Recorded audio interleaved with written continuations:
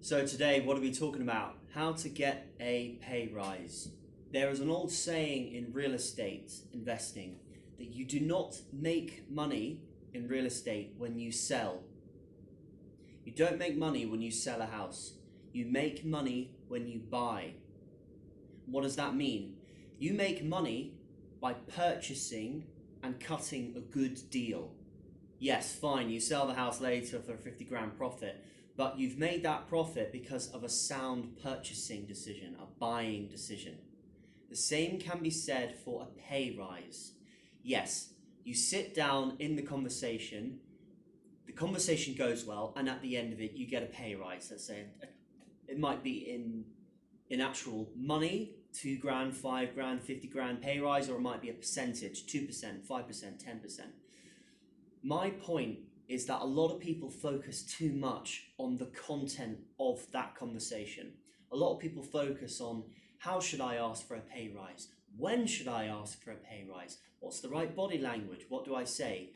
My argument is that is quite obvious. How you ask for a pay rise, doing it respectfully, the way to go about asking for a pay rise is quite obvious. There are a million videos on YouTube and online about how to ask for a pay rise.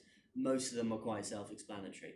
My point is, you make good money in your career by choosing a good career. People forget about this. You have to be irreplaceable. You have to be extremely, irreplaceable, yes. You have to be irreplaceable in your company. You have to either be a very technical, smart person that is an expert in your field. Think about a petroleum engineer, or think about a venture capitalist who's able to raise money in a specific sector.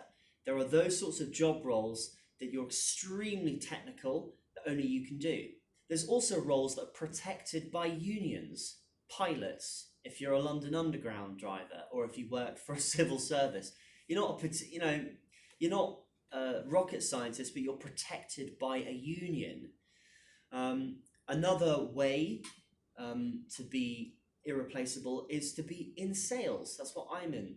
Every year I can say I've brought in X amount of money. If you don't pay me more, I'm not going to bring in that money for you. Now, the point of this video is to speak to those people who are expecting pay rises and they don't have the leverage against their employers. If you work in admin, I see a lot of people that are in administrative roles, or people that are in support roles, or people that are coordinators in companies. Yes, you can ask for a pay rise, but they're perfectly entitled to turn around and say no because you have zero leverage. You have to think about choosing a path, choosing a career, or choosing some sort of speciality that means you can go into that room really believing that you deserve a pay rise and that they need you. So anyway, that's the first thing. I can do more videos on this. The channel's just starting out, so let me know if you want this, but that is my point. Getting a pay rise isn't about getting in the room and asking for it. It's about choosing the right career, because there are some careers that you just can't ask for pay rises as much. So, hope you enjoy. Please like and subscribe. More videos from White Collar Worker coming soon. See you soon.